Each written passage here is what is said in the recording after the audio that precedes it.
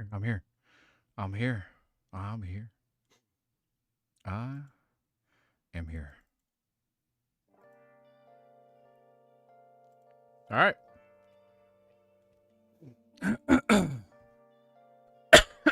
I'm here. We're not late. We're chill. And we are A-okay. I'm not late, right? I think we're good. One sec. I should probably move all my clothes out the way.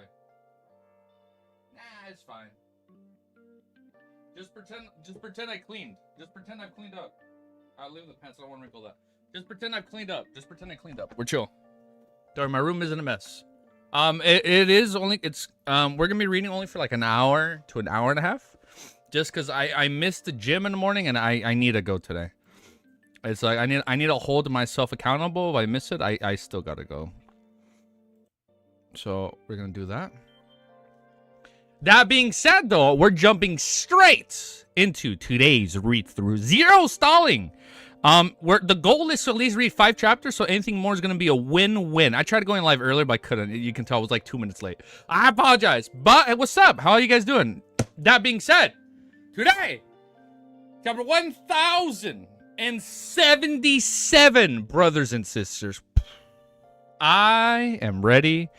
I am excited. So if you guys like what you are going to see, make sure you like, comment, subscribe. Welcome to live chat. Remember to guard your privacy and abide by our community guidelines. Thank you. The fool who lives his world. Thank you for the reminder. Remember, everybody, follow the guidelines. That being said, let's go right into it. Chat needs to refresh on screen. I forgot to do that. Yeah, what's up? Oh, you just opened it. Hell yeah, dude. I forgot to update this.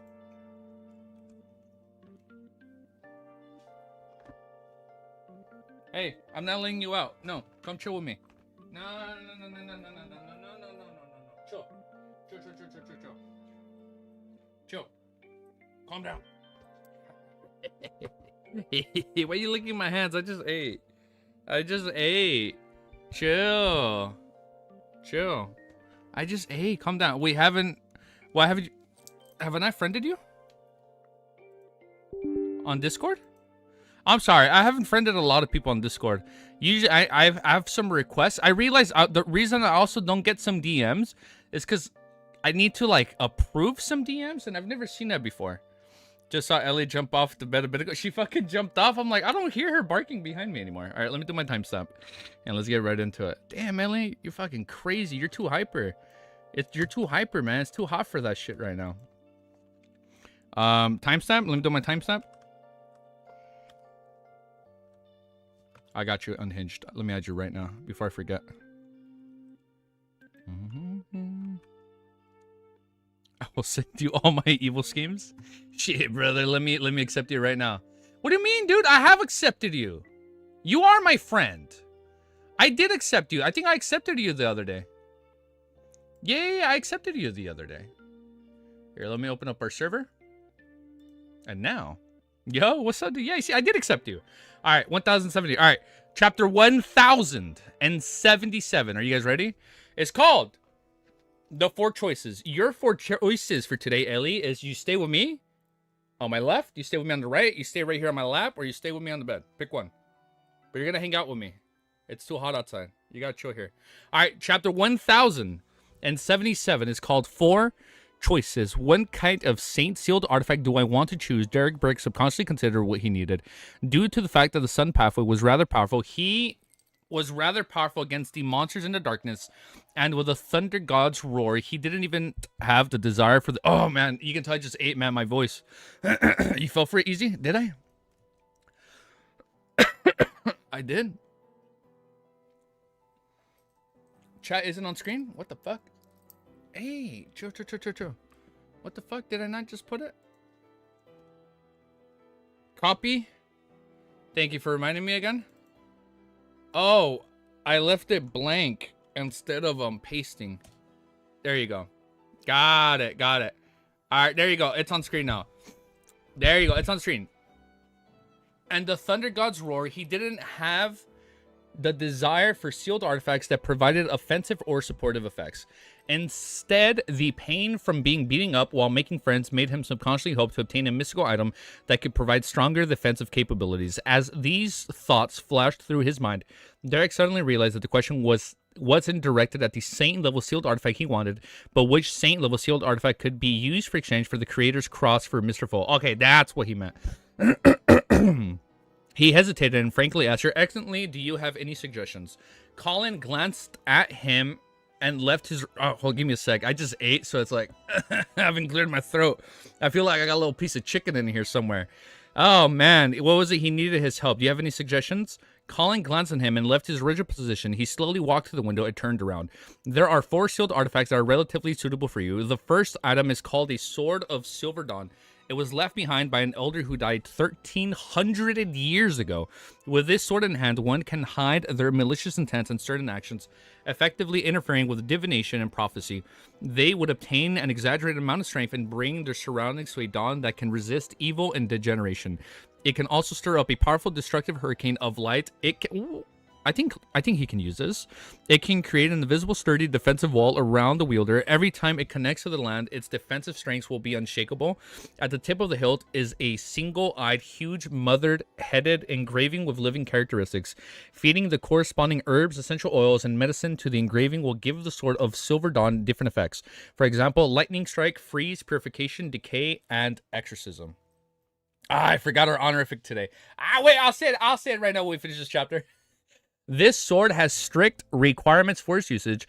It's impossible to lift up if one isn't at least 180 centimeters tall.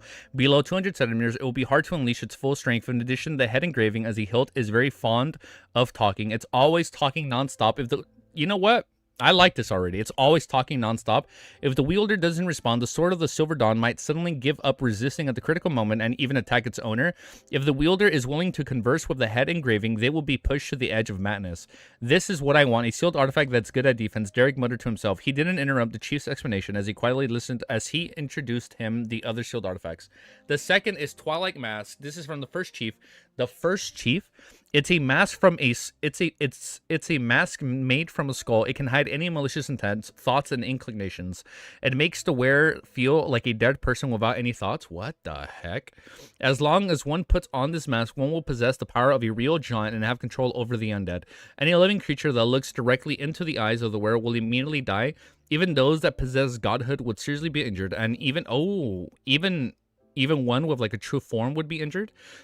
And even without any direct eye contact, the target of the wearer will slowly wither away as if they were floating across a river of death. The person wearing this mask can also create a terrifying twilight storm. Any item stained with a dim light will disintegrate, rot, wither, and die, losing the vibrancy of life. Most of the attacks, aside from the purification, are ineffective against the wearer of the Twilight Mask, as though no one can kill a dead person. This Twilight Mask is extremely powerful, but it's extremely dangerous. Even if not doing anything, the people around it would suddenly die one after another for no reason. Therefore, it must have a proper sealing method. No matter who it is, once you put on the mask, you will hear the sharp shriek and howls that seem to come from deep within the underworld. This is a psychic attack that will drive people crazy and make them lose their minds. At the same time, as long as you wear this mask for more than 5 minutes, you will permanently become its slave. This doesn't sound good. This does not... Definitely. Bet. What's up, dude? Welcome. Thank you for joining. You will definitely become its slave. This sealed artifact is almost useless. Although it's powerful, it can only be sealed. Only a mighty existence like Mr. Foal can ignore its negative effects. Derek opened his mouth but didn't say a word. Okay, here, Ellie. Go on to bed. Go on to bed. Chill. Just hang out. Just hang out for a bit. But didn't say a word. Colin Ilya did some recognition. The music is way too low. And continue. The third item is called the Life Cane. It can control beyond creatures with low intelligence and reduce their insanity for a short period of time. It can use incomplete spirits and various materials to complete the ultimate alchemical life. Oh, shit. This could create an ordinary human that can exist for a long period of time. It can also create different dolls that can be used for battle and various kinds of things. This includes stone golems, mud golems, and steel golems. Any living creature lashed by this king would have an increased tendency towards madness and losing control.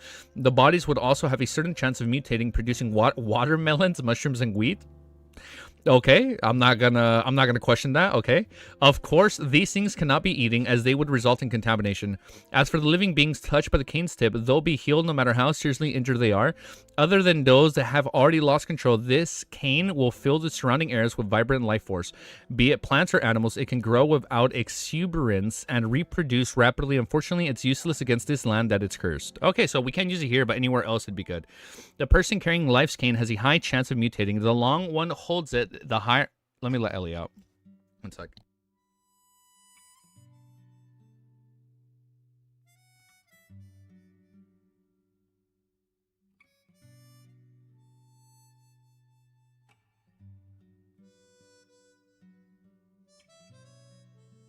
And before I check, let me just quickly read the first 5 chapters for today, just to be fast. Yeah, I'm sorry, just because I know I am still gonna have to go to the gym later with my girlfriend. I do at least wanna let me just quickly get through the first 5 chapters and then we'll go back to it. This will result in additional organs or even them having missing body parts being replaced by various plants. I'm not recording that part. Let me do this before I forget. This will result in additional organs or even them having missing body parts being replaced by various plants. Sounds very sinister. For some reason, Derek felt a little horrified. Finally, he couldn't help but ask, "What's the 4th sealed artifact?" "It's from a demon which lost control. I hunted it and called it Fallen Flute." This is a plain-looking silver flute. However, once someone blows it... Fun fact, you guys might not know this. I played the falanut. I played the flute back in the day. However, once someone blows it, the living around it will fall into an unavoidable illusion. Their anger, sorrow, pain, greed, vanity, arrogance, and other desires would rapidly swell. Some would have their mind explode. Others will lose their sanity or experience a loss of control. Being in the vicinity of the fallen flute, all sentimental beings other than the wielder will significantly have their mental facilities deteriorate and will easily make mistakes. At the same time, the wielder of the flute is exceptionally sensitive to danger. Sometimes they can even predict the possibility of a threat to their lives 1 to 2 days early. Wherever this fallen flute is, once humanity will gradually degenerate and all kinds of desires will enter the center stage as their beliefs are cast aside. That sounds dangerous. The wielder will also turn cold and be unable to have normal emotions again. The more they use it, the more they carry it, the worse it will be. And this might result in conflict with their own pathway actings, leading to an increased risk of losing control. We're not getting to this. After introducing the 4 sealed artifact, Colin Inley had light blue's eyes, which seemed to be filled with stories, looked at Derek and said, "What do you think?" "I need some time to consider," Derek replied rather skillfully. "Indeed, this is really important to you. You can't rashly make a decision," Colin nodded. 3 days later, we will set off for the afternoon town camp. Tell me your answers before we set off and reserve some time to familiarize yourself with the sealed artifact. "Yes, Your Excellency." Derek bowed seriously and left the chief's room. He was in a rush to return home to pray to Mr. Full. Instead, he planned on heading for the training field first to temper his various sun domain theoretical spells. I read that wrong. Bro only gives out trash opinions. Trash options. He's like, well, technically the first one would probably be good. At least the first one. I don't know about that flute. That flute sounded kind of sketchy. Even the fucking mask, right? But the first one was like, I'll take the sword, or what was it, for like defense. I'll take that one. You just gotta talk to it, but you just gotta be careful with how you speak to it. Like, as long as you balance the talking, I think it'll be okay. This was a habit engraving deep within the pulses of every single person in the city of Silver. Only a self-directed craving person who could endure hardships would be able to live longer in this desolate and dark lands. In a dark alley in the Backland Bridge area, Shio once again met the Golden Mask MI9 member who clearly showed kindness to her. The judge potion formula might take some time. The Golden Mask man said this was because although the investigation into Shio didn't continue, it didn't end. Shio pursed her lips and nodded as though she had finally made up her decision. "I don't want that formula anymore. You gave up?" The Golden Mask man was surprised and couldn't hide his joy. Shio didn't directly answer. She turned her head and said, to the side and said, "I'll exchange all my contributions for cash." After hearing her answer, the Golden Masked Man nodded in relief. "It's best that you understand. Let bygones be bygones. You, your mother, and your brother will have a brand new future. Yes, if your contributions are exchanged for cash, it'll be around 2,000 pounds. I hope you gain more. I'll help you gain more. After that, you can continue being an outer circle member of MI9. Having an official status is very useful for unaffiliated to be honors." Shio was silent for a few seconds before her lips quivered. "Thank you." She could clearly sense the kindness coming from the man in front of her, so she sincerely thanks him. However, there was no way she was giving up. The reason... Shit. dude. There is no way she was giving up. The reason why she chose cash was because she had already reserved the judge potion formula from the world of Gurman's. The crazy adventurer had also claimed that this disciplinary paladin potion formula would subsequently follow. At the same time, giving up on the surface could effectively dispel the suspicions of MI9. Okay, yeah, wait, hold up. So it's like a double positive. You get money, and you're like, okay, now she's not going to advance. After briefly explaining the progress of the previous commissions, she obeyed for a while to the Golden Masked Man and left the alley. On Tuesday morning, Force went out early and came to the Hat Trick Inn in Sherwood Borough, where she met her teacher, Dorian Gray. This is one of the things to take note of in Spur World. This is the portrait of Bautis. Dorian covered his mouth and yawned before handing a thick stack of papers to Force. Force wasn't in a rush to read the documents as she cast her gaze on the portraits. On it was a black-robed man who likely wasn't even 40. His brown hair was slightly curled, but it gave off an uneasily firm feeling. His dark eyes seemed to contain countless objects. This is the Saint of Secrets. Force rubbed her fingers together and used her trick master power to burn that portrait. Not bad, very cautious. Dorian nodded approvingly. He then carried his suitcase and said to Force, I have to return to Pritz Harbor. It will arouse suspicion if I come to Backland for too long. Force knew that the situation in Backland had been tense recently, so she was eager for her teacher to leave as soon as possible. Therefore, she didn't hold him back and watched him leave the room. Now I lower the volume. Then, with the help of the door opening, she walked all the way to the alley behind the hotel. Just as she was getting her bearings and turning into a street, she suddenly saw a man. Oh, it's him! It's him! She suddenly saw a man in a black trench coat walking over. The person swept a glance at her before looking away naturally. However, For's back muscles tensed up. Yeah, she knows who it is. Her eyes reflected the other person's appearance. A man who likely wasn't even 40. His brown... Oh, shh. Coincidence? I think not. A man who likely wasn't even 40. His brown hair was slightly curled up, but it gave off an unusually firm feeling. His dark eyes seemed to contain countless objects. His eyes? His dark eyes seemed to contain countless objects. Okay, next chapter is called The Hidden Secret. All right. The chapter kind of... For a second, I thought I was going to say The Hidden Sage, because I read The Hidden... I was like, wait, hold up. What are we going to learn this one? But okay, good. Good it's not him yet, right? All right, next chapter. Let me do my timestamp so I don't forget. 13 minutes. 28 seconds.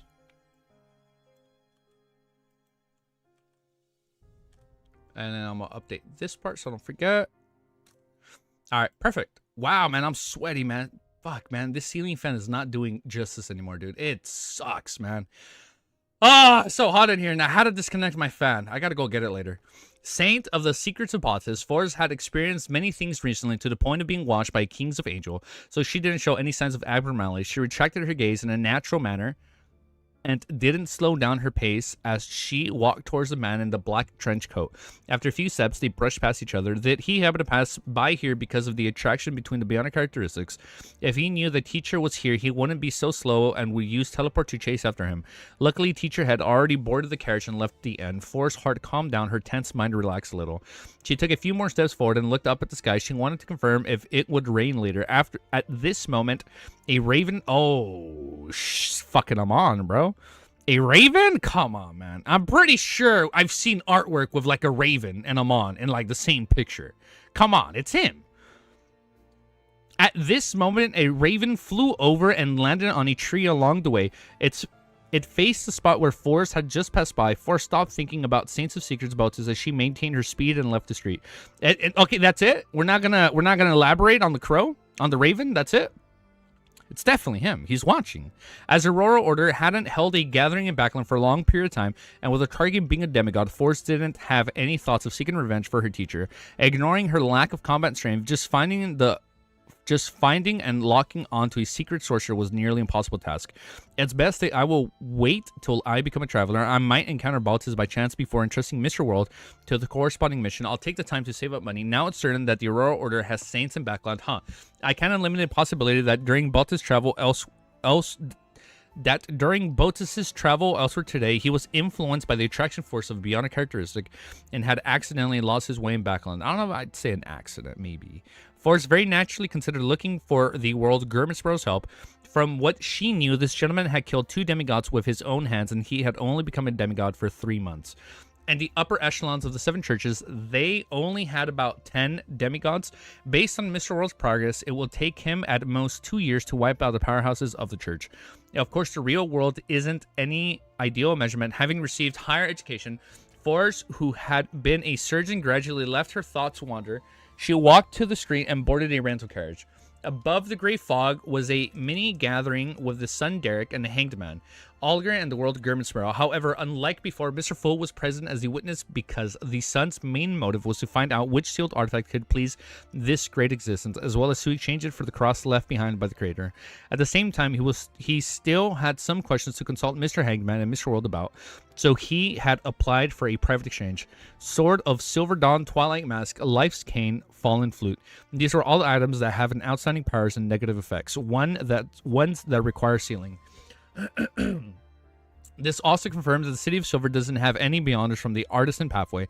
All the spoils can only be formed naturally. Even with a godlike sealed artifact, they can shatter the characteristics, but they are unable to reform them in a better way. As for the Fool, Klein listened to Lawson's description. He quickly analyzed the pros and cons of different sealed artifacts in his mind. The first thing he did was eliminate the Twilight Mask because the negative effects of the sealed artifact from the City of Silver's first chief were too great. Although Klein could let his marionette wear this mask and cut off the oral senses, thus avoiding the continuous howls and screams. Furthermore, he didn't have to worry about his marionette becoming a slave to the Twilight Mask.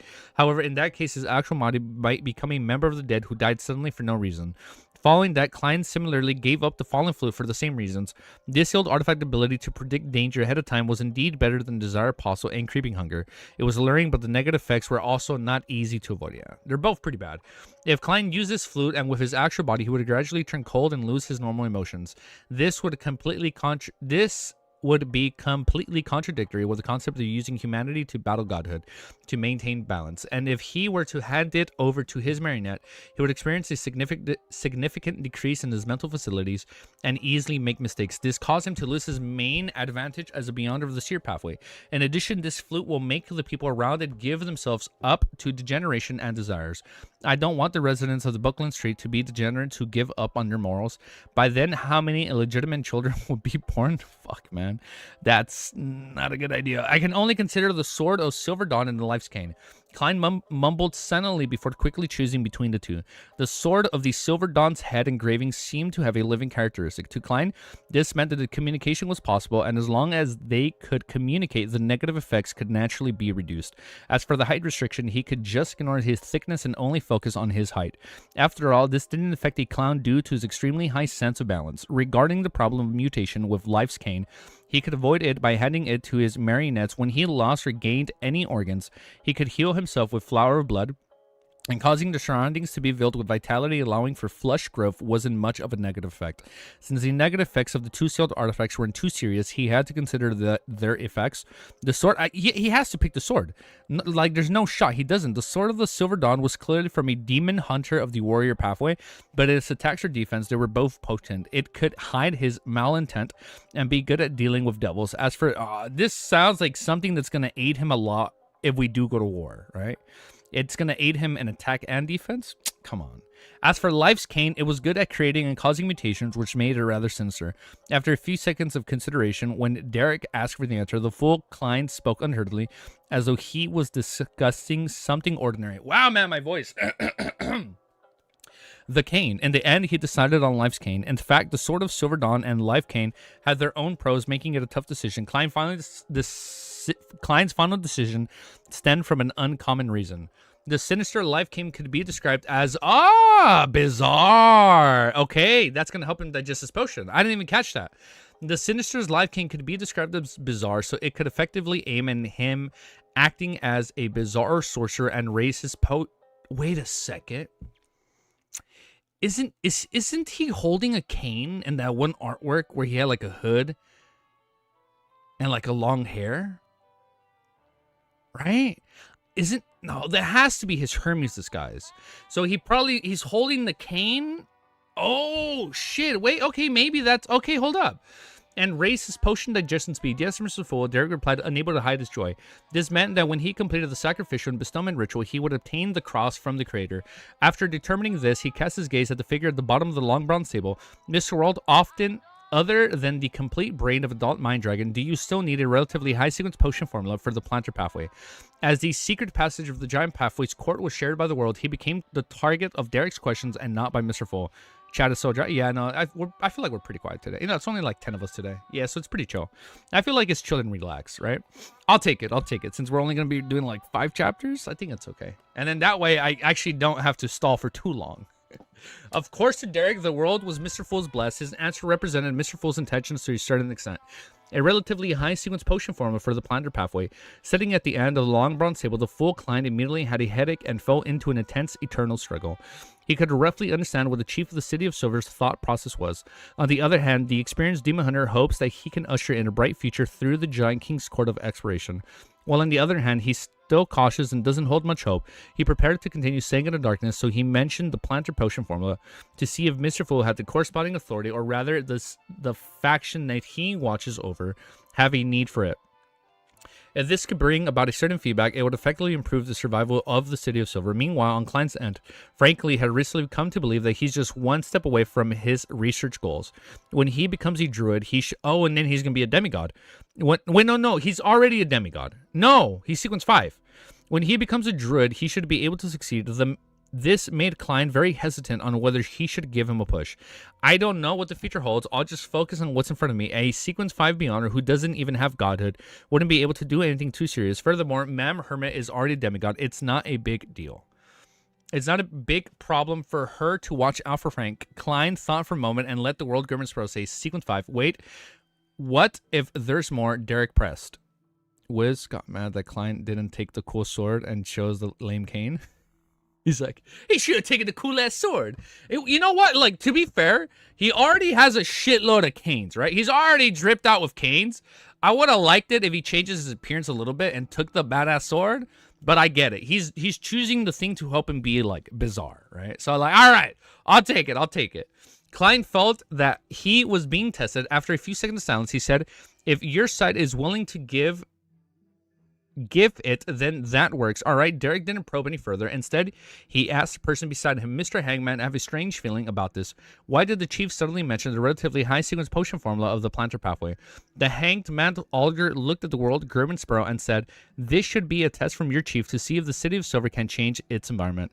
I remember you mentioning that you only know that the goddess of harvest is the Giant King's queen, and according to the records of the Sanguine from the moon, the goddess of harvest is named Omebella. The City of Silver originally believed in her. I was originally only certain that the name Umbella was real, so I didn't have any inclination towards other explanations. Now, with your chief suddenly taking out a relatively high sequence potion formula that you didn't know before, this makes me suspect that Moon is right. This means that your City of Silver hid the fact that they once believed in the goddess of harvest. Oh, that explains why they had it. They even deliberately didn't mention her true name. There must be a huge secret behind this. A huge secret. Derek thought seriously, but he couldn't think of any secret. I can't think, man. Fortunately, this wasn't an important matter to him. He quickly ended the private conversation and returned to the City of Silver to prepare for the exchange of sealed artifacts. There is a 3-part Wiz crash out clip about that moment. I want to watch it. I'm fucking down to watch this shit. That sounds funny. Yeah, the 3-part crash out is like, why would you choose the sword, bro? Just choose the fucking sword. You don't need the fucking cane. That, you know what? That is valid. That crash out is valid. No, I'm gonna give it to him. Yeah, I stand by him. Yeah, I stand by Wiz's crash out. I stand by his crash out on not taking the badass sword and choosing another cane. Son of a bitch. But it's gonna help him be a Bizarro at the end of the day, right? A bizarre sorcerer.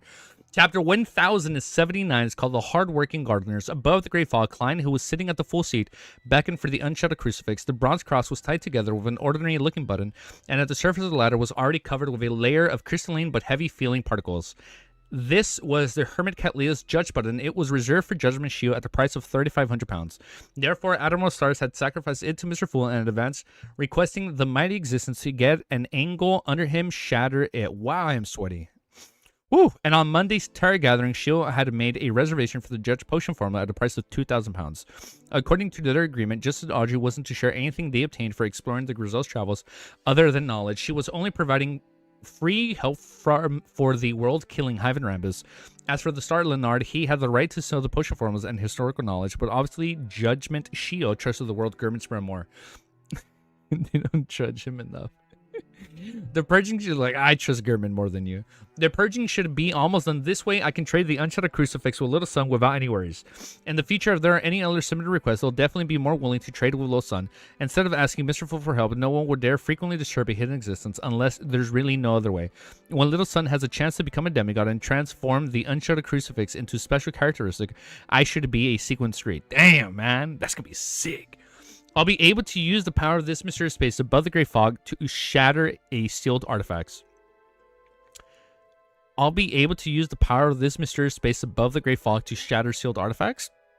I'm excited for that. After the disinfection process of the Grey Fog, Adam probably wouldn't be able to rely on the Shadow Crucifix to lock onto Little Sun. However, even if he were able to find it through this, it wouldn't be too serious. His brother Armand knew long ago that Little Sun is related to Mr. Fool. And you know what? And he chose to do nothing. So yeah. Yes, I can send it in Discord, but IDK which channel? Because the clip highlights is for your clips. I don't think it matters. I think it's cool. You can probably just add it on general. I think it's cool. Yeah, general. General's fine. Yeah, it seems that Amon can freely enter and leave the Forsaken Lands of Gods. I think it'll be funny. I wonder if that's also the case for Adam. As Klein separated the unshattered crucifix from the button that had begun to praise the sun, he looked at the Beyonder characteristic that had been purged while waiting for Little Sun to hold a sacrificial bestowment ritual ceremony. The city of Silver within the spire, Derek Burge had finished setting up the ritual. He watched as the black mud-covered doll approached with a wooden cane, which looked like nothing special, as he placed it on the altar.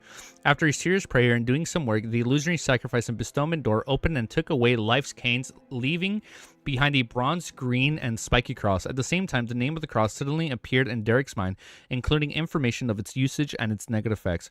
He suppressed his excitement and first thanked Mr. Fool before ending the ritual. He walked to the front of the altar, picked up the unshattered crucifix, and scrutinized it repeatedly. After tidying up, Derek left and went to a room opposite and knocked on the chief's door. "Come in." Calling Iliad's deep voice rang out. Derek turned the doorknob and pushed open the door, walked in, and openly revealed the bronze cross. "Your Excellency, this is the item left behind by the Lord I previously mentioned. It's called the unshattered crucifix. The method is to let the spikes on it be stained with the blood on the holder." Damn. That's such a badass item. Such a crazy, wait. That's the same cross that Adam was holding in some artwork. No. It's, no. I think I remember seeing Romero's profile picture holding the cross. It was like a black cross. And I don't know if it was this one, or the crucifix. I don't know if it was this one, the unshattered crucifix. The method is to let the spikes on it be stained with the blood of the holder. He deliberately changed the term relic to the item left behind. The white-haired Colin had already cast his gaze over when Derek took out the ancient cross. After listening to the introduction, he walked towards it with heavy steps. He took the item and kept examining it. Finally, Colin Alia placed his thumb on a thorn and allowed fresh blood to flow out. The mottled bronze green started to peel away the unshattered crucifix, revealing a physical body formed from pure light, illuminating the entire room without any trace of darkness. After an indescribable sacred feeling filled the surrounding area, Colin released his fingers inside. "This is indeed the Lord's item." Shit, dude. This is indeed the Lord's item. Although he was born in an era more than 2,000 years since the city of Silver was forsaken, making it impossible for them to sense the aura of God, this city still had quite a few things that were used to offer sacrifices to the Creator. Every time the black-faced grass was harvested, they would be taken out and used in the ritual. Through a comparison with these items, Colin Aliad could almost confirm the origins of the cross. Derek had wanted to give a response, but the heavy tone in Chief's words suddenly pressed down on his heart, preventing him from speaking. Colin Iliad didn't make any further comments and just stood there silently from the unshattered crucifix in his hand. After a few seconds, the City of Silver broke the silence and said with a slightly hoarse voice, "The return of the Lord's item is a sign. We shall welcome the sign of dawn." The sign of dawn. Unshattered crucifix and an old cross covered in rust. Oh, it was covered in rust. Rust. Adam has a regular cross in the art we showed you. Oh, it's a regular cross. Got it. Okay. I thought the cross in the artwork was the unshattered crucifix, but no. Okay. Got it. "I will hold on to the unshattered crucifix for half a day. I want to gather all the elders in the city to present this item to them." Even I can't casually deal with a saint-level sealed artifact since I lost Life's Cane. I have to explain it to the other elders and request to be punished. You must remember that as a chief, you must have the courage to show shoulder the corresponding responsibilities. You can't avoid punishment just because you think that it's good for the city silver. You might be right this time, but you can't guarantee that you're always right. Don't worry, this unshotted crucifix will eventually return to you. The chief's words are deep and profound. I'll get Mr. Hangman to explain it to me at the next tarot gathering. Derek instinctively wanted to raise his right hand and scratch at the back of his head, but in the end, he endured it and informed Colin Iliad of the negative effects of the unshadowed crucifix. Backland, Northborough, 160 Buckland Street. Klein sacrificed Winter Uni above the Great Fog to ensure marionette preservation. This was to make it convenient for him to use in the future. He planned on getting Earl of the Falling Conus Kilgore to wear the flower of the blood ring and wield life's cane. In a day to life, he would create some harrowing and bizarre situations from time to time, helping him expedite the digestion of his potion. This way, Uni had no way of using flower blood to hide in Conus Kilgore's stomach. He needed to hide in a more concealed manner, making it rather troublesome. Therefore, Klein decided to simply leave him above the Great Fog. After all, Klein could create ordinary marionettes anytime he wanted. Why does the action of placing a marionette in a preservation cabinet to keep fresh feel odd? It feels odd. It's not like I'm acting in a horror movie. However, this does fit the name of Bizarre Sorcerer a bit. The angel from the Antigonus family and Zartul family all hang up their marionettes to wind dry. Oh. They all leave their marionettes and I cannot read. The angel from the Antigonus and Zartul family all hang up their marionettes to wind dry, so I'm much better than them. After rubbing his chin, Klein stuffed the ordinary wood-colored cane into a specifically made cane he bought from Misjudgment. He has so many canes, bro. He has way too many canes. He needs to chill with all. He has a big-ass cane collection. Wait, what was that? Okay, I linked them in artwork because there are people chatting in general. Oh, okay, I got you. Okay, we'll look at it. I got you, love. Good call. The cane was hollow and it can be used to contain a sword that wasn't considered too wide. It was perfect for hiding a life's cane. After he was done with his work, he allowed the servant who looked like Uni, who was actually Conus, his marionettes are switched, got it, who was actually Conus, to take away his cane and return to the room next door. He washed up his face before getting into bed. While sleeping soundly in a pleasant, relaxed state, Klein's spiritual perception suddenly stirred. He abruptly sat up and crossed his gaze at the attached balcony. The curtains weren't fully drawn, and he could see the situation outside. It was dark green outside of the window with vine leaves, and flowers were growing all over the place in layers. This made him suspect that he had been transported to the forest. Okay. The corners of his mouth twitched as he vacantly guessed what was going on. He rolled out of bed and walked to the balcony, drawing the curtains open. What entered his vision was no longer the garden and residence of Dwayne Thompson. Instead, it was a lush forest. This is what it means to make the surrounding area become filled with vibrant life force, be it animals or plants. They're all flourishing and growing rapidly. Isn't this a little too fast? Klein's expression instantly turned a little blank. Previously, when he had divined the life's cane negative effects, he had seen similar scenes. However, the revelation he received was that it wasn't harmful to the surrounding area. Thus, he believed that the growing and the proliferation process took a fairly long period of time and could be effectively controlled, allowing one to pay no attention to it for a very long time before seeing such a scene. With this thought in mind, he observed all his spirit body threads in the surrounding area. He realized that the humans weren't affected at all, but the number of rats and cockroaches was clearly increasing. Ugh.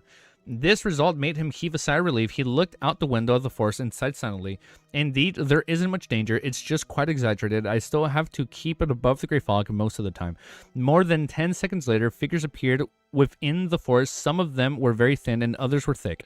They all wore black trench coats and their faces were very flat. They had no eyes, noses, and mouths. The figures were either crouching or standing, busy burning weeds, cutting the vines, and removing the unnecessary flowers in the quiet night. The next morning, Butler Walter woke up as an unusual and opened the window. The garden outside was bathed in the morning fog. There were some dew and the gathering emitting a fresh scent. Better than yesterday, Walter nodded slightly and praised the two gardeners. The vibrant scene made him feel a little restless as he began missing his wife for no apparent reason, so he left the room and patrolled the estate and made arrangements for all sorts of affairs. Finally, he waited for the entrance of the dining room. Not long after that, his employer, Dwayne Tontes, led his valet Uni down from the third floor.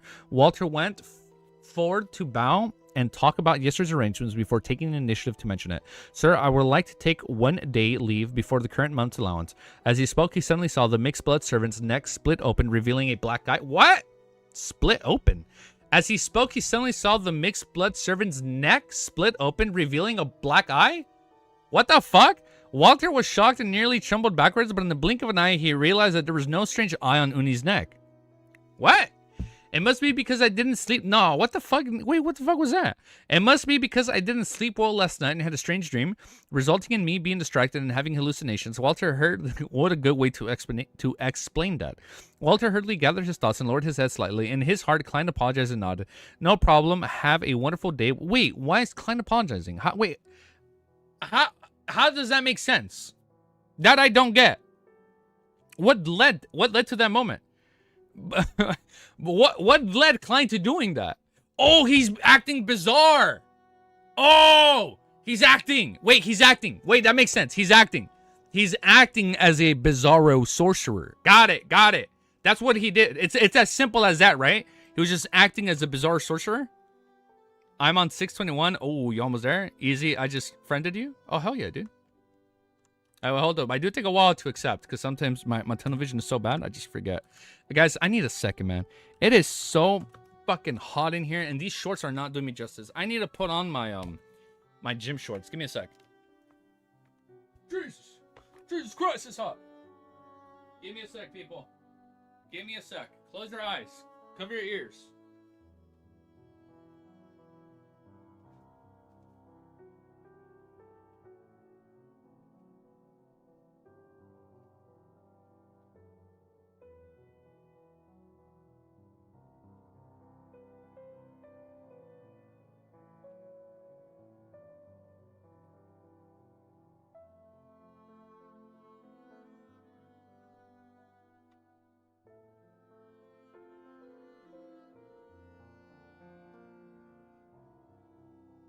Too damn hot. Okay. Too damn hot.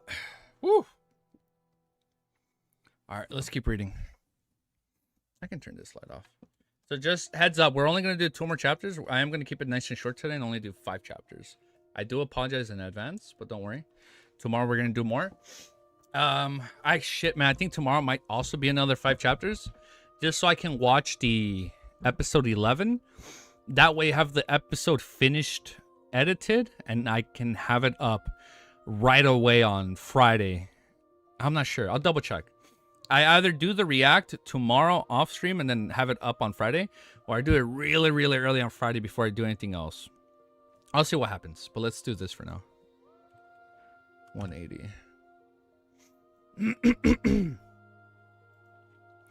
Chapter 1080 is called The Line of Thinking for Acting. After watching Balter leave the second floor, Klein entered the dining hall. As he looked around, he realized that the servants were much more energetic than usual. They even felt a little agitated. Indeed, life's cane also affects humans, but it's not that ridiculous. It's not that ridiculous. It's at a rather normal level and still within acceptable levels. According to this logic, the servants' reproduction abilities would definitely increase. The only problem is that they don't have the spouses, so there's no way to show that. Will Mr. Butler's act of returning home today result in him having another child in 9 to 10 months? His wife is almost 40 years old. It's a little dangerous for her to have children at this age. Of course, as the other party in the copulation process, the effects of life's cane would pass over to them. There shouldn't be any problems. Wait, what? It pass over to them? Man, I wonder if the potential effect will result in an increase in the conceiving a child. If Dwayne Thompson's moving into the Buckland Street causes one to have an increased chance of having a children, my reputation would practically be doomed. Klein's thoughts drifted without end. Finally, he concluded in his mind. Life's cane truly is very sinister. In the future, he would only bring it to the real world for so much time each day and try his best to not affect the humans around him. After breakfast, Klein brought his valet Uni to the first floor and prepared to take a stroll. At that moment, 2 chambermaids were cleaning in the main hall. Good morning, sir. Upon seeing Dwayne Dantes approach, the 2 chambermaids immediately stood up, made way for him, and greeted him. Of course, if there were in a more remote corner, they would try their best to not make a sound. Just in case they disturbed their employer, this was something they learned from Butler Walter's teachings. Okay. Klein nodded and gave you some. I noticed I catch myself going, okay. I say that so much now. I'm catching myself saying that. Now I'm being self-conscious about it. It's like I need to change up the word. Klein nodded and gave you simple response as he slowly approached the door.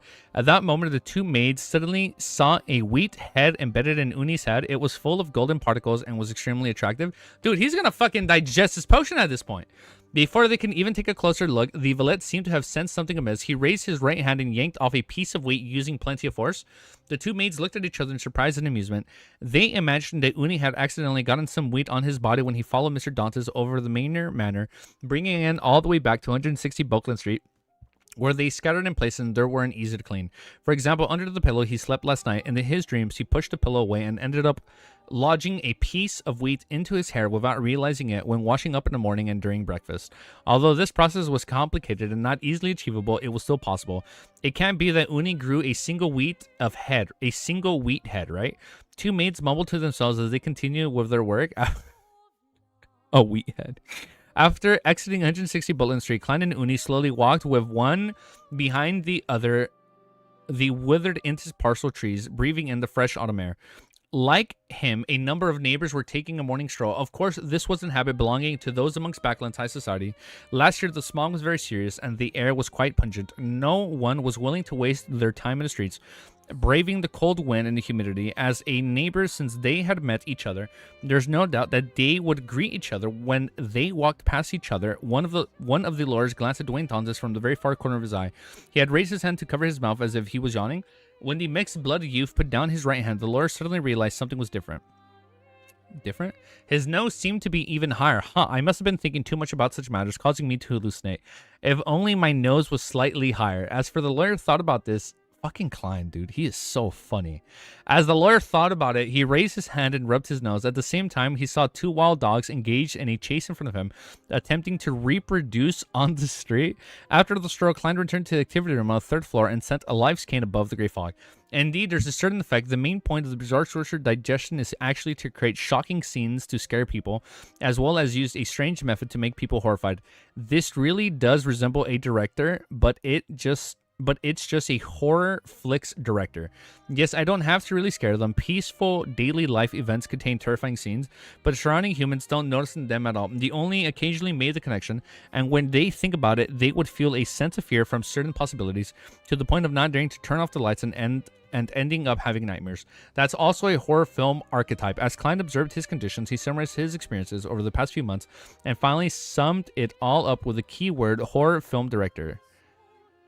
Wait, so he's just gonna be so his main principle is being a horror film director. Hey man, I don't have that many friends on Discord.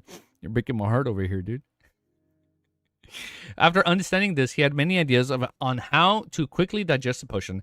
Not only did he have to deal with enemies, but he also had to turn his enemies into the main characteristics or important supporting roles in a horror film. This will also be quite troublesome.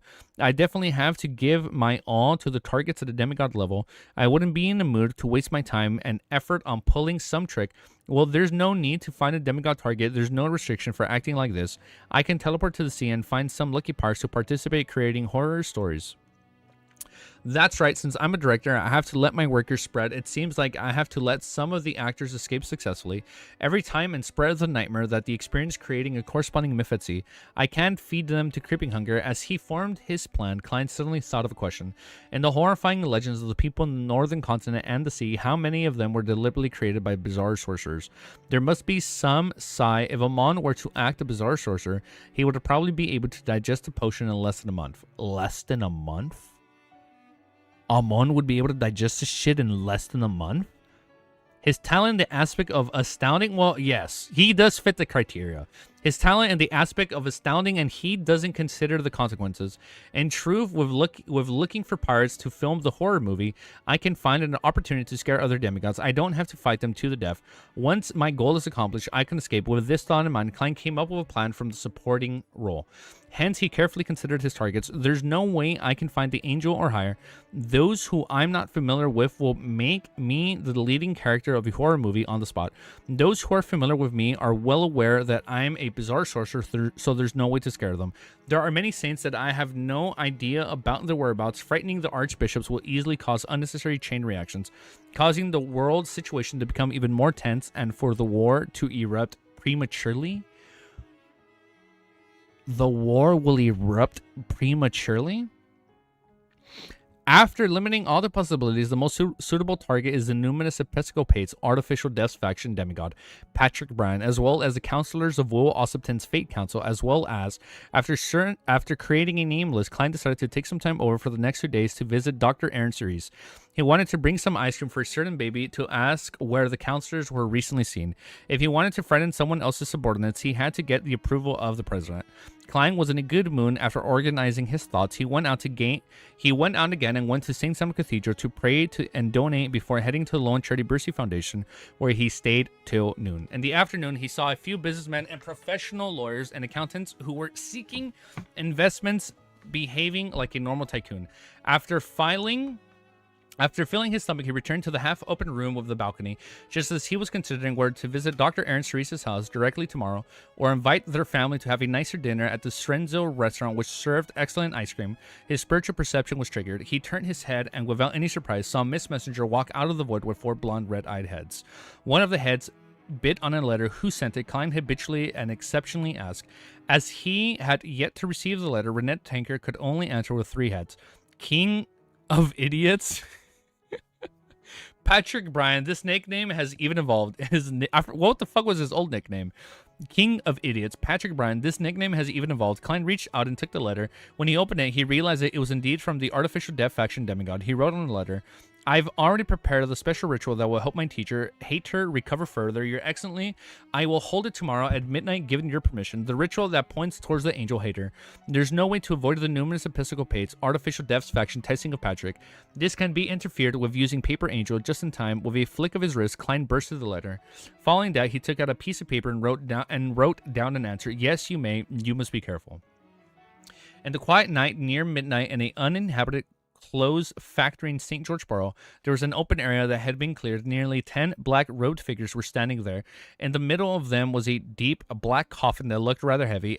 Around the coffin were many golden ornaments with mud stains. There were many candles flicking with pale white flames, as well as one skull after another. The hideous white skulls belonged to humans, others from animals. Some were extremely strange and had a deformed look to it. It was hard to imagine their original appearance. The skulls were piled the highest up from the front, with Patrick Bryan standing there. He had also changed into a black robe, but he didn't pull up his robe, revealing a deep outline. He had black hair, brown eyes, and a rather long face. This demigod hadn't done anything, but his surrounding had turned extremely cold, as though the countless invisible creatures were celebrating. As Patrick Bryan raised his right hand, the hooded believers jumped up and twitched a little. It was a crazy and rhythmic dance. This was a spirit dance, a ritual that deaf loved the strong spirituality of the dancers. The better the effects. As the dance became more intense, a cold and formless wind blew out from the coffin. Patrick Bryan lowered his head and recited in a language that seemed to come from the underworld. The king from the depths of hell, an angel playing the music of death, the ruler above the river stinks. Whoa, shit, dude. His fucking 3-part honorific name here, okay. The king from the depths of hell, an angel playing the music of death, the ruler above the river stinks. That is such a badass honorific name, by the way. Holy shit. So the next chapter is called, well, the final chapter for today. That's not what I meant. No, it's okay, baby. I don't take it that way. No, it's okay. The last chapter for today, just because we're going to keep it short, is called 1081, The Returnee. Yeah, we're going to keep it short just because I do have to go to the gym. Just, I fucked up. I want to stay consistent. I don't want to be overweight. I don't want to be like too sluggish. I know it's not going to help me in the long run. And I feel like my health is important, especially if I'm supposed to make it to 2025 and be nice and healthy. For the full movie, I got to stay tiptoe. I got to be tippy-toe. All right, chapter 1081 is called The Returnee. With Patrick Bryan's chanting, the bones around the black casket were gradually stained with a dark green eye. The blended with the white, bringing out an extremely scary sensation. As the spirit dance became more and more intense, as though the voices from the underworld were constantly reverberating, the bones floated up one by one as they possessed lives of their own. Let me raise my volume up just a little bit. As they were lives of their own, as though they possessed lives of their own. Then they were cast towards the heavy and pitch black casket in what could be described as orderly chaos. You already made it to 2025? I mean 2035. No, I mean 2035. Yeah, for the movie. Yeah, my bad. That's what I meant. 2035. It extended on the spot, emitting a cold aura that was high and mighty. This made Patrick Bryan instinctively tremble and lower his head. This was an angel, the aura of a deaf console. Fuck, dude. Oh, shit. So this was the same aura fucking Zik had when he was a deaf console. That's badass, dude. Let me just... I think that's going to be my title. The aura of a deaf console. At that moment, the believers of death, the ones who were dancing in spirit, all collapsed to the ground with their bodies left convulsing. That's pretty gross. Their consciousness became muddled as though they were touring the underworld. And above the gray fog, with the help of his marionettes, points of light, the full clan secretly heaved a sigh of relief because the leader of the numerous Episcopates, artificial death faction, and the angel who was sleeping in the mausoleum, the high priest hater test, didn't exceed his exceptions. Using the enslavement and control higher sequence beyonder of the death's pathway had on lower sequences beyonders. He could directly obtain information from Patrick Bryan. From a certain point of view, this was an interrogation at the psyche level, something that Klein was rather proficient at dealing with. He immediately let the red priest card fly into his hand and enter his body. All of a sudden, Klein had a dark red draped over him. Okay, he's taking on the appearance of it. This appearance seemed to look like the rust and settled gunpowder. As for his face, it was covered by a dark gold mask. The patterns on it were ancient and set off a contrasting appearance with the crown he wore that he embedded with gems that sparkled red, blue, and green. Following that, he mobilized all the powers of the mysterious space above the gray fog that he could, turning them into invisible turrets that surrounded the paper figurines he had prepared in advance. Through the prayer lights, it shot towards the undying Patrick Bryan. At this moment, Patrick's body trembled slightly due to the feeling of submission he felt towards his teacher's aura, as though he could see layers of holy wings. Klein had hidden the exact appearance of the flaming angel, allowing a portion of it to be revealed. This also meant that he had interfered with the special effects. Definitely being a director. One holy wing after another enveloped Patrick before vanishing, causing him to hallucinate in confusion.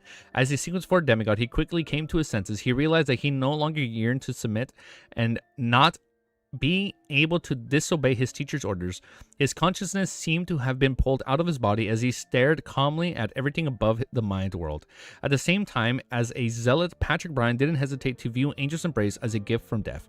There was no doubt about it. At that moment, in a deep vortex formed from the black casket, an old and cold voice sounded out, one that could rip out a person's soul from their bodies. Not bad.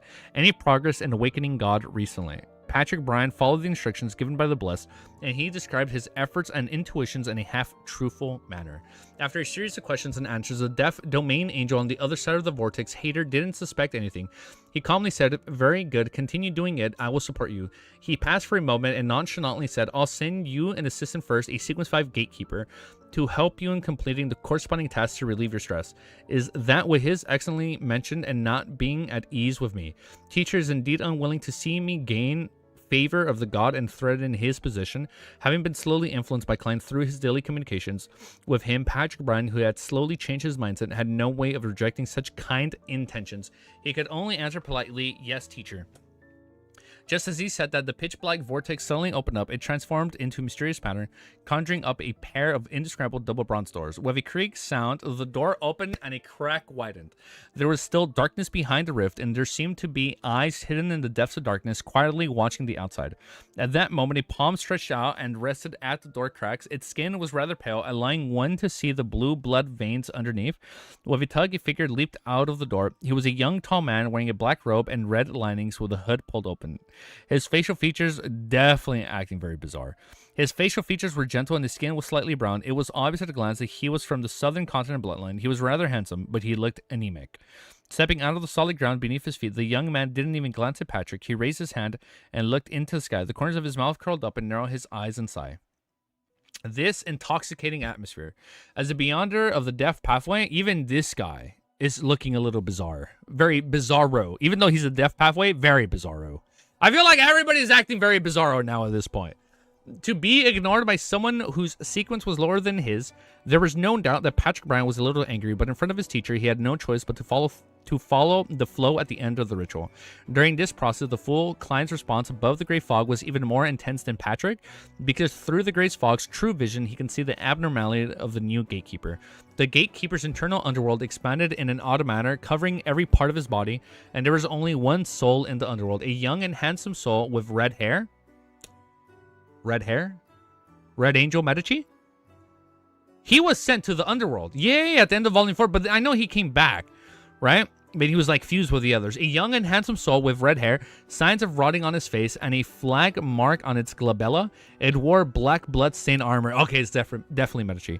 Klein wasn't unfamiliar with the soul, for he immediately recognized it. The Red Angel, evil spirit, Sauron Einhorn Medici. This fellow has returned from the backland. This fellow has returned to Backland again, and had a certain working relationship with the Angel of the Numinous Episcopal Pate's artificial death. Klein instinctively took out the Red Priest card and accompanied the Tyrant card before summoning the Seagot Scepter. He planned on giving the Red Angel Evil Spirit a zap of Lightning Storm. I don't think that's going to work. But as his thoughts raced, he restrained the impulse and gave up on the corresponding thoughts. This would expose Patrick Bryan's problem and let the Angel from the Death Domain guess that something had happened to Artificial Death. This wasn't beneficial to the Evernight Goddess control and digestion of the Death Pathway's uniqueness. Amidst his thoughts, he quickly left the world above the Grey Fog and returned to the rear world. He made his marionette secretly leave the clothing factory and teleport away with his body. He had originally planned on creating a shocking experience for Patrick Bryan after the ritual. He had even made some preparations beforehand, and now he could only give up to prevent the Red Angel Evil Spirit from discovering him. Inside the clothing factory, the young gatekeeper, who had been possessed by Sauron Einhorn, pulled his hood even lower before turning his head slightly and looking in a particular direction outside. This was a spot where Klein Marionette, Conus Kilgore, had been hiding nearly a kilometer away from the factory. After staring at it for a few seconds, the young gatekeeper revealed an obvious smile, just as Patrick Bryan was about to say something, planning to use his identity of the person in charge of the numerous Episcopal Pate's artificial death faction to haze the envoy of his teacher. His spiritual perception was triggered. He turned around in a bizarro manner, casting his gaze on another building in a factory.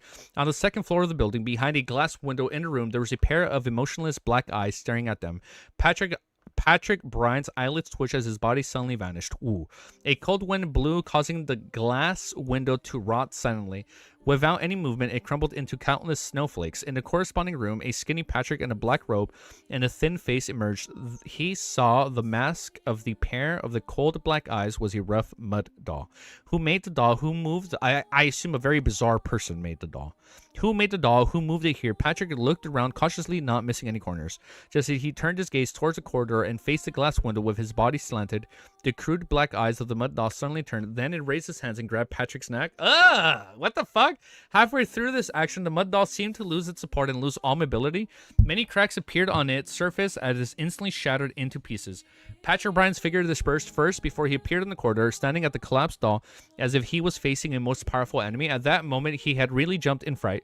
Although there were all sorts of bizarre and harrowing matters related to the spirits, it was still quite scary for a puppet to suddenly come alive without the influence of external spirit body threads. The mud doll lay there quietly in fragments without so much as a stir.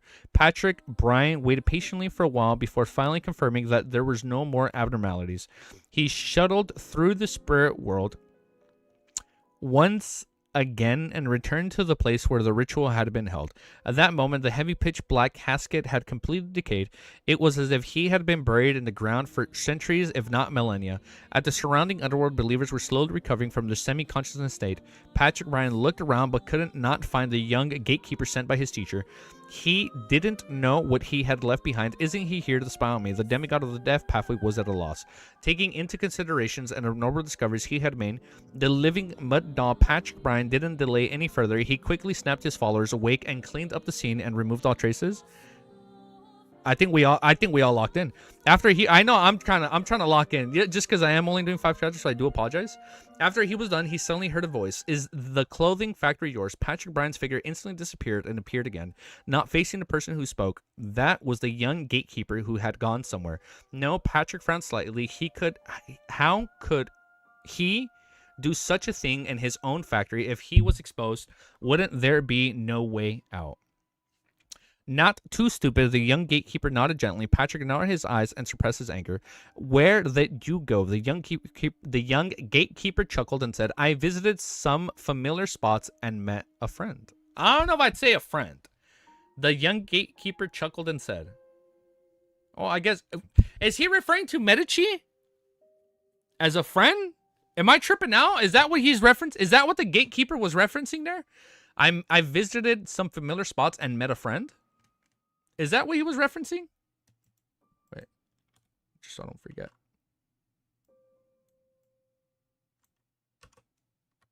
Give me a sec. All right, we're going to do overall thoughts. I am going to keep it short. I do apologize. 56. 55 seconds.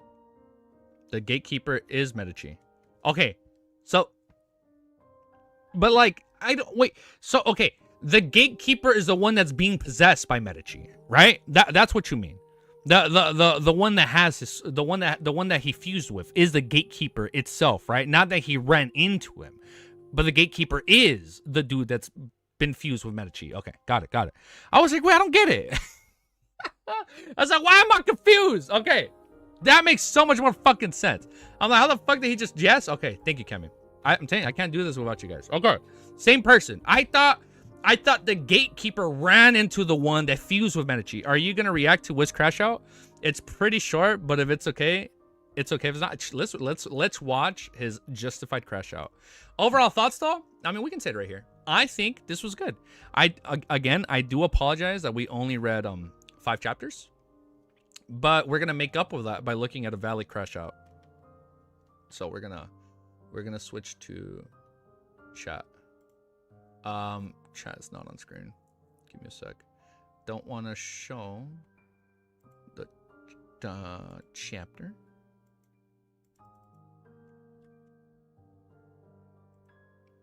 I'm gonna throw this up here. And I'm gonna throw chat up here.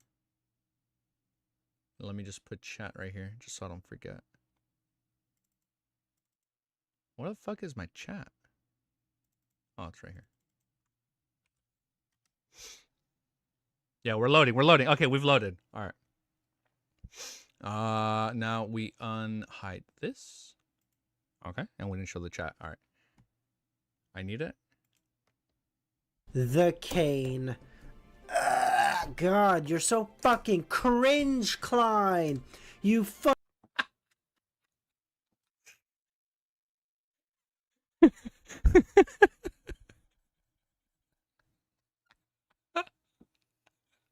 fucking cringe lord. You could be a fucking knight and you choose to be a walking cane. Oh God, you senile old motherfucker. Oh God, you God. What the fuck? You irritate me. Damn, that was valid as fuck. Sorrow sorcerer. Oh, so you're only thinking about now? What about when you become a scholar of yore? A scholar of yore would have... I had to break it to you guys. Well, you guys would know. He's definitely not gonna pick the sword at that point. What the... I've never seen this artwork, by the way. What is this? What is this? Who is this? Fuck, is this Derek or Amon? What's with the molecule? I've never seen this artwork before. What is this? Have a sword because knights were from the years of yore. God, this motherfucker.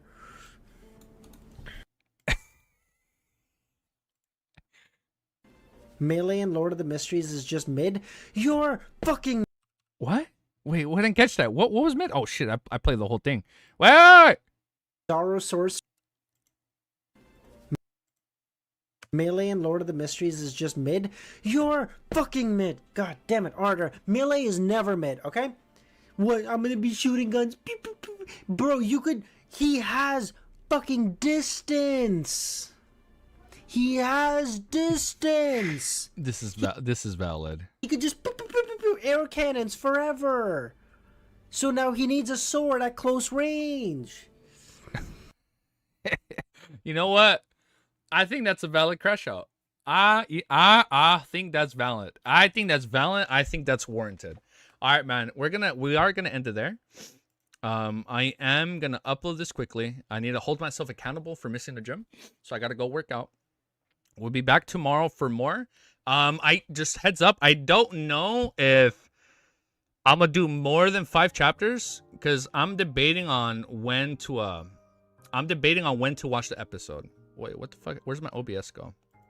So it's like I other wait, let me switch to this one. So it's like I either watch the episode on I don't know. I'm gonna see. No, it's not cringe. I think that was warranted. You haven't met that yet? Wait, no, he's lying.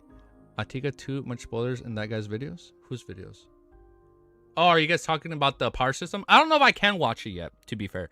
I don't know if I can watch LOTM's LN Historian's power system video. But if I can watch it, I think it's fine. I don't think he's gonna be saying sequence 0 for everything. So I think we're safe. If I can watch it, you guys let me know. I'm down to watch it. I do want to watch more LOTM videos out there. I want to be able to watch like an in-depth LOTM video with like full context behind everything. That's my life goal. So if we can watch that in the future, you guys let me know. We'll check it out. That being said, we're gonna end this part of Art Read Through. Just don't watch any of his videos until you finish COI. Oh man, it's gonna be a while. We are gonna take a break, man, before we read COI. Best to stay safe and don't guess. Stupid to check just spoils everything all the time. Well, I know sometimes he does justify his spoilers in some parts. At least the parts I've heard, right? I haven't looked at his older videos, so I don't know how spoilery they are. But I'd rather you not. Okay, we'll avoid them just to be safe. That being said, though, peace. Have an amazing day, and I'm gonna see you guys all very, very soon. Ooh. Check my wallpaper. Check my wallpaper. Check my wallpaper. Check my wallpaper. Bam! Look at that wallpaper. That's a badass wallpaper. All right. That being said, peace. Have an amazing day. And I'm going to see you guys all very, very soon. All right. Later, guys. Wait, what's that? Now there's only a singular video where he gives a valid spoiler warning. Oh, wow. Really? Have a great rest of your day. No, I know. Hey, you guys have an amazing day. Yeah, because I don't know. I want to have the reaction up by Friday night, right? So if I have it up by Friday night, that means I have to at least watch the episode on Thursday. That way it's already edited and up by Friday. So I might only read another 5 chapters tomorrow to record it. And if that's the case, I should be able to stream earlier before I go out. Because usually Friday nights is when I spend time with my girl. Like we always try and have Friday nights just for us, right? Just so we can have like one good day, and then also the weekends we do stuff, right? But like at least Fridays. But we'll see. I'll let you guys know. I'll probably have it scheduled in a bit. That being said, though, I love you all, and I'm see you guys all very, very soon. All right, later, guys. Peace and love to all of you. I'll see you soon.